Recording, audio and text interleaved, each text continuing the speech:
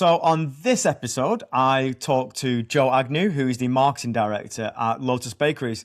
And we talked about a variety of different topics, but some of the things that cropped up were the conversation around the challenger mindset in terms of a smaller brand rising up through the ranks and what you have to do to be able to get there. We talked about structures in her marketing team. We also talked about the nature of some of her brands that she works across.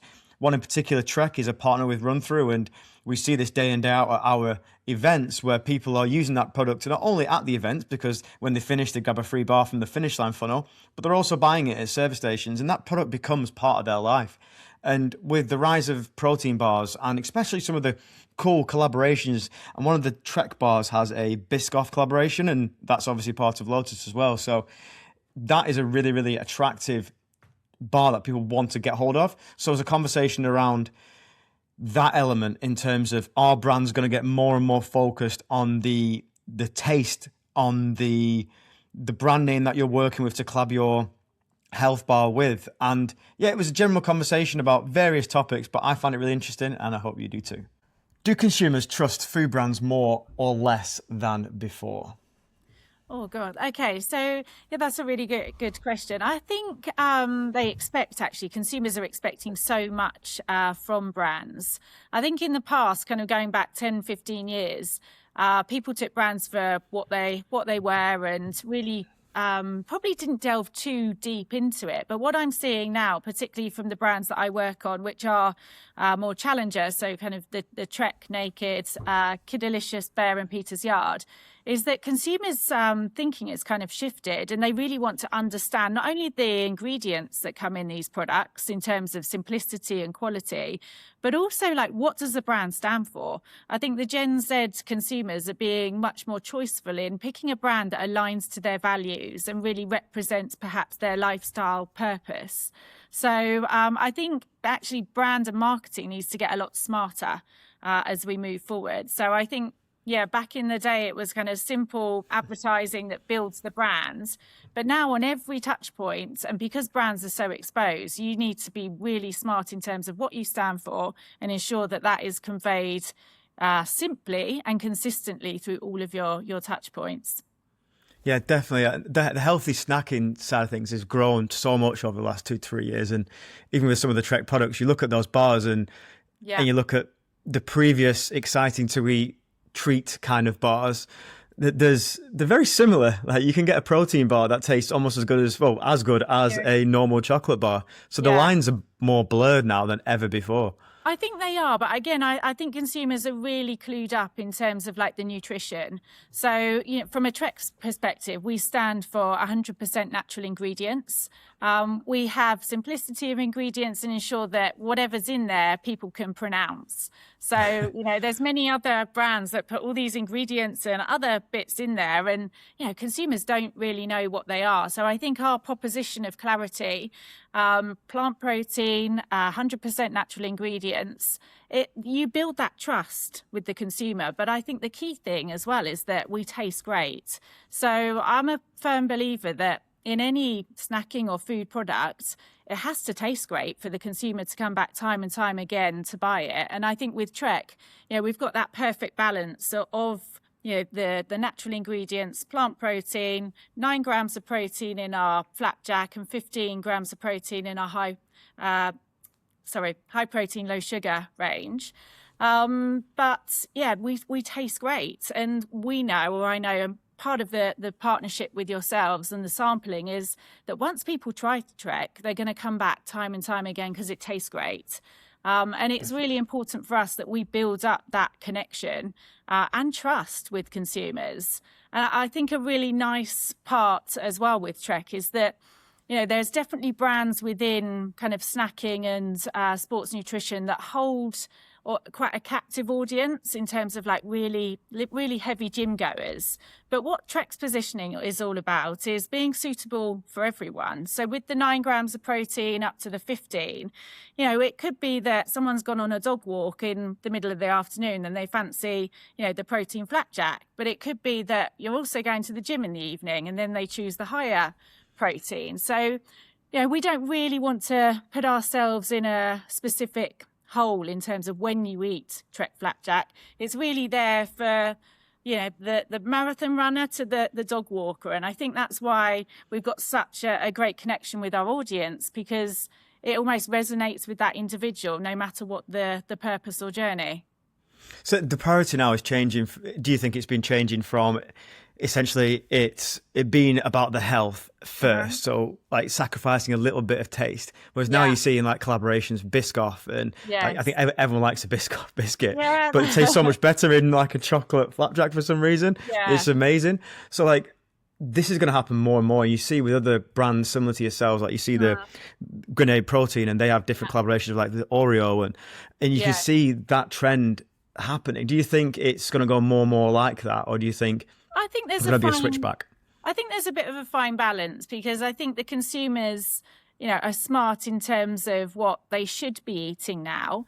And I definitely think in terms of like the Biscoff element, it delivers more on that taste and treaty perspective. But I think the younger generation are so, fixated on, what they're eating, what they're putting in their body, and it bringing nutritional benefits, going to the gym, remaining healthy, that I think they're smart enough to not compromise too much into that confectionery side. So I think there's a role for it, but I think in terms of, making sure that it's still that healthier snack, then that's probably, remains really important to the consumers. Definitely, I'm guilty of it. Like if I'm not hit my protein target for the day, I can definitely just go through 2 or 3 of those Trek bars just to make sure I top up on what I need. And it's probably not the best mentality, but like it tastes so good, so I'm just like, okay. No, and that's why people, come back time and time again. It's, the taste element that, gives us and me the confidence to go forward and really drive this brand, because I know I've got a really strong, credible product to stand behind. Yeah, that definitely helps. And the next question was going to be around the difference between building that brand in reality and getting the product out to as many people as possible versus the competitiveness on the shelf when you go to like a garage service station or you go to a big supermarket. How do you, as someone that works in this area, how do you position yourselves in those 2 areas to make sure that you stand out?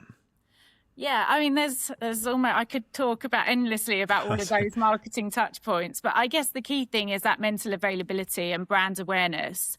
And this is why we do partnerships with the likes of yourself with Run Through, and also we have a rugby tie-up with the Saracens team.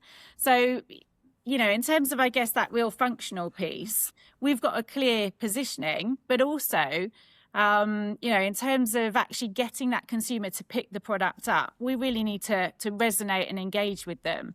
And by sampling at the likes of Run Through and having, the brands on the shorts of the rugby players, you're building that like emotive connection. And something that we talk about here as a team is that our objective is to get consumers to know, try and love Trek. So the more that we can actually get the product into consumers' hands, and if I take like the Run Through event, for example, that we did on Sunday with yourselves, people are attending that run, let's say the 10K, for all different hosts of reasons. Sometimes it's exercise, sometimes it's personal journeys that people are going on. And then they receive a Trek bar at the end. And for us as a brand to be linked to that emotive achievement that they've just completed is gold dust. It's priceless. So once they've then consumed that, I think there's that element that the consumer then connects the brand with their experience. So then when they go into store, they might see it on promotion, they might see it, aisle fins and shippers. It kind of harps back to that emotive moment and it entices them to make that purchase. And I think it's all about building that emotive connection and brand love that helps pull us apart from other brands. And it is a really competitive category out there. Like, we see more and more kind of startups coming into the market. And I think because it's such an attractive sector, but it's important for us as a brand to just, really double down on what our positioning is and just build more and more that trial and brand awareness to make sure that despite all these new kids on the block, that we're going to be the one that remains to be picked up at the end of the day. Definitely, yeah. There's a few things there in terms of that feeling you get when you cross the finish line and being associated with that. That's massive. It's also the habit as well. So when you finish a race and you get that Trek bar and you feel good afterwards, and you will associate that with, oh, I felt good on that Yeah. day. I had something Yeah. nutritious that tasted nice. And then when you go into the service station 2 days later and you see it on Yeah. the shelf, you'll remember and associate that feeling to it. How important is the designing of the packet and the way it looks on a shelf versus just focusing on that element? Because I imagine it's quite a bit of a difficult thing for you to work out. Yeah, I think, again, it has to look great on the shelf, and it has to, we spend a lot of time in terms of differentiation and standing out versus the competitive set. But you've got to ensure that the product that is seen on shelf replicates, all of the experiences that you're doing in a marketing world. If there's a disconnect, then the journey's almost broken. So we've actually just recently gone through a redesign on Trek where we've kept everything cream at the top, and then you have the colorways at the bottom. And from a block branding perspective, that really helps in terms of our standout. Lots of other competitors are very colorful, so kind of that cream blocking is a bit of a guidance to consumers. So yeah, a lot goes on, more probably than people think, in terms of that optimized packaging. But we keep it clean. We land the key messages so that when people are at that fixture, and normally consumers make a purchase within about 3 seconds. So in terms of our key claims, we make sure that those really stand out so that if a consumer is browsing, that actually they're brought back quite quickly to ours, because we're ticking the boxes in terms of plant-based protein, natural ingredients, and protein. So, that's ultimately what people are looking for, and we want to help them make that decision as quickly as possible. No, definitely, that makes a lot of sense. And I think we discussed previously before the call about the challenger mentality and how that plays out, and your previous experience working at brands that weren't necessarily the challenger, and the difference between this and now. And one of the major things is getting that message across to people very quickly. And you described there that the messaging on the package is so important, and then giving the key thing straight away. But how do you think that smaller brands win in that space when there's larger brands in the space now probably tipping into that healthy snacking area? Yeah. Do you know what? I think in terms of really having quite a focused plan, I don't necessarily think the marketing is different, whether or not it's a big brand or a smaller brand. Everyone has to remain really vigilant to how the category is evolving, what are the trends that are playing. But I think maybe there's a bit more of a hunger when you work on a challenger brand in terms of, proving yourself, making a difference. I mean, back in 2022, Trek was outside of the top 10 in terms of cereal bars, and it's now number 4.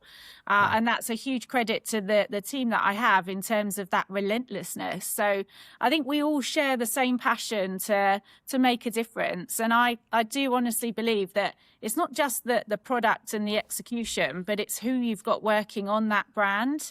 Like if they share the same or live and breathe that hunger and desire to make a difference, then the results speak for themselves on Trek in terms of how big and we're leading the category growth. But your team go the extra mile. They turn up at events like Run Through on a Sunday morning. I think one of the team was there at 7:30 in the morning.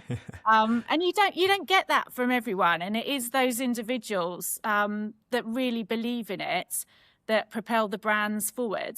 So I think another area actually in terms of that marketing piece is, we're not in risk of it, but we have to stay vigilant, is that sometimes when you become the number 1 in the category, you kind of sit there and think, oh, I've done my job, and rest on your laurels a little bit. But I think the key thing is to have part of the team that are really focused on the here and the now and the executing, but then also let's have part of the team that are looking forward in terms of what's next to come, because I think it's that moment when you kind of sit back and think that the job's done, that your competitors then start to overtake. So I'm a firm supporter in terms of let's continue to look at the strategy. How do we evolve our partners?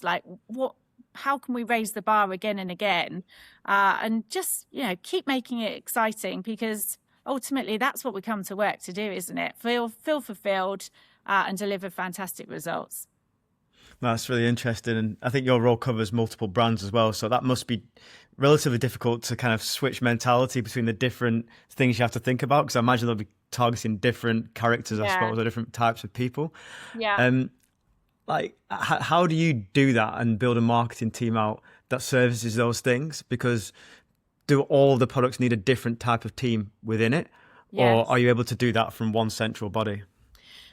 So we operate, so in the UK, so we look after the UK local market, and there is a dedicated like brand team for each of the brands. And then we work with a central global team in terms of like consistency on key assets and innovation. But very much, I guess, like the Run Through partnership and Saracens is all locally activated in the UK. But yeah, I will have dedicated teams. And I think it's really important that you have those dedicated teams because it gives the laser focus. Naked bars operate in the same territory as or category as Trek, but it has a very different proposition. And by having that individual that is focused on the Naked brand, it ensures that growth trajectory and agenda doesn't get impacted by Trek. I think from my perspective, I can see that they have clear roles to play within the category. But with that focus, it's making sure it's got a dedicated plan and a dedicated team to take it forwards. But I like the variety, to be honest. I guess when I joined this business, I started off on Bear, which is the kids' fruit snacking yo-yos. And then have since picked up the whole portfolio. And I like the variety. I like the challenge of, different categories. But also, like, I have to say a huge thank you to my team that we come together. They're a brilliant team. They're passionate marketeers. And like I said, it's those personalities that really make the difference and achieve the performance. No, definitely. That makes a lot of sense how you've like structured all that in the different departments. One of the things you mentioned there was around the differentiator between those two brands, the Naked and the Trek brands.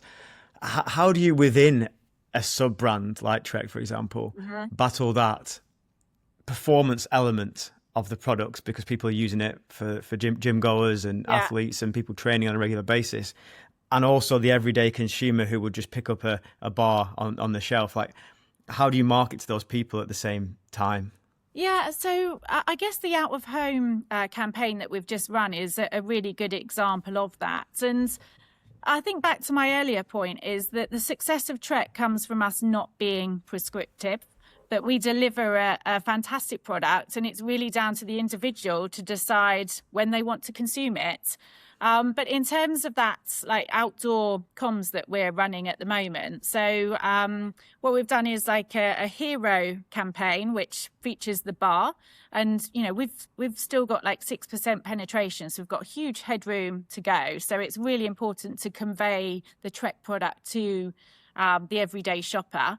But when we were doing the run-through event, we have like a sports plan overlay. So we've got a different creative that features a runner, and the tagline is Fuel Your Run. So what we're trying to do is be really smart around events like Run Through, around Saracens, that when people get off the train, they see the outdoor that's all around running. They're walking to your event in London on Sunday and they see the huge screen above the West Ham stadium that has all of our products. And then they get to the race. They finish the race, they sample the products. We've got Trek on your medal. It's about that emotive connection and being part of whatever the journey, the dog walk or the 10K run. Trek is part of that. But I think it does really come back to, yes, you can be smart with your marketing overlays and, really kind of focused in on, digitally who you target before the HFSS world came in. But, it's for everyone. And we try and balance, I guess, the marketing comms to ensure that we don't alienate any consumers. It's really down to them. No, it's a good example of how it works, like full circle marketing, to get someone at the event to walk away thinking that bar was good, that brand had the right idea, to not forget them. And especially the activations pre-event on the day, and even the signposting, that was brilliant in terms of above the stadium. Not many people activate at that level, and that's really smart from my perspective anyway. But do you think that people trust brands more when they experience the actual product itself? Or I think there's a really nice quote, actually, and I'm sure my team, if they listen to this, will roll their eyes because I always quote it. But there's a quote that says, people don't buy brands, they join them. And I think that's the foundation of a community. We look at, the importance of that connection, and hence why we work with yourselves. But if you strip back to being part of what's a community?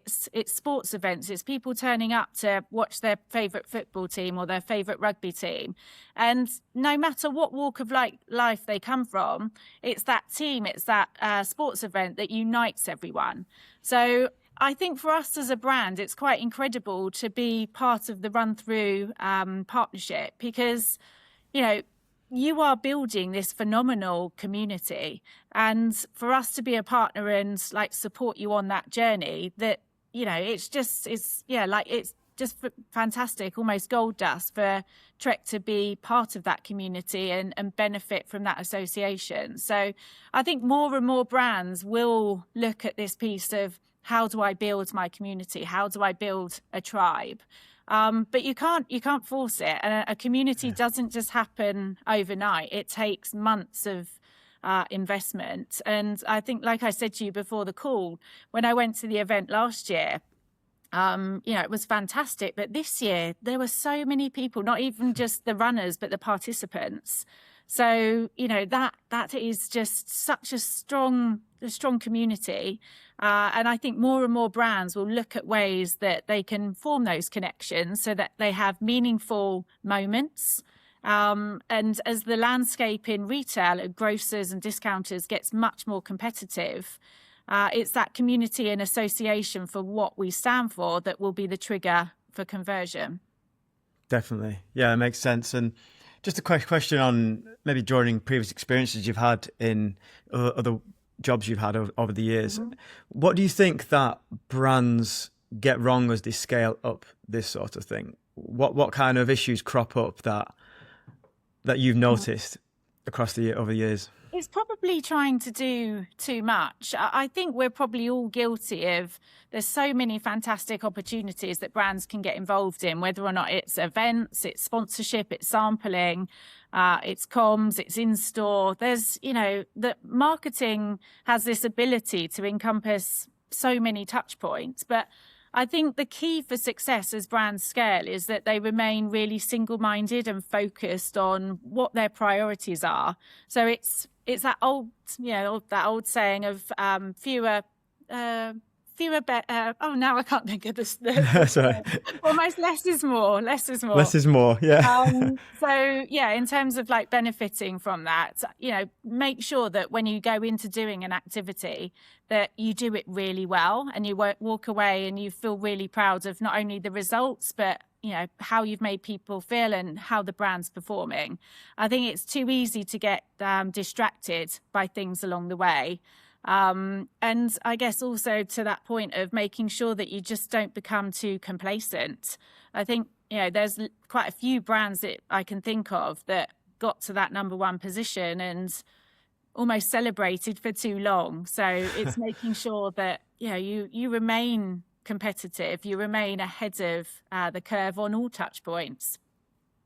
That you can definitely see from the way you're talking there. You've got that kind of that attitude of go get it, and the challenge mentality in this brand is going to be definitely helped by someone like yourself pushing it. You can see that. Do you think that brands build better identities through that kind of loyalty? I mean, through the actual events, or do you think it's obviously with the rule changes and that sort of stuff, it's a bit harder, but digitally, which of those two things do you think are the better way to go? I think there's probably a balance of both needed. I think in terms of the scale, and I am talking pre the changes from HFSS, I think what digital marketing and programmatic media allows you to do is reach, a vast amount of consumers that perhaps never considered Trek. So you kind of talk to so many and you start to filter them down that conversion funnel. So I think like traditional media has that role, but then in terms of like the communities, the partnerships, I think that's like the added, almost like the icing on the cake, to be honest. You need to work the two in parallel so that they complement each other. And consumers do want more. They want the trust, they want the credibility, they want to see what a brand really stands for, rather than just saying it. Are they following through and really communicating it? So, I think it's important that there's a balance of both. No, perfect. Thank you for that. And final question: what's next for Trek over the next few years? What can we see coming out in terms of products and all that sort of stuff? Anything? Any scoops we've got? Yeah, well, I think I'd be fired if I let out the innovation plan. So I can't say too much around that. But I guess in terms of real focus, like we're here to stay. There's so much potential on Trek. There really is. Like the momentum's behind the brands. We've got strong partnerships with the retailers. We love like activating in store.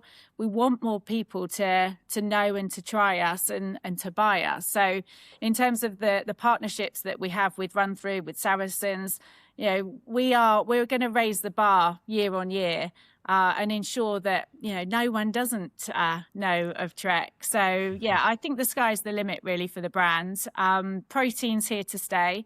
But as I said, we definitely won't be getting complacent. We'll be making sure that lots more is to come from Trek.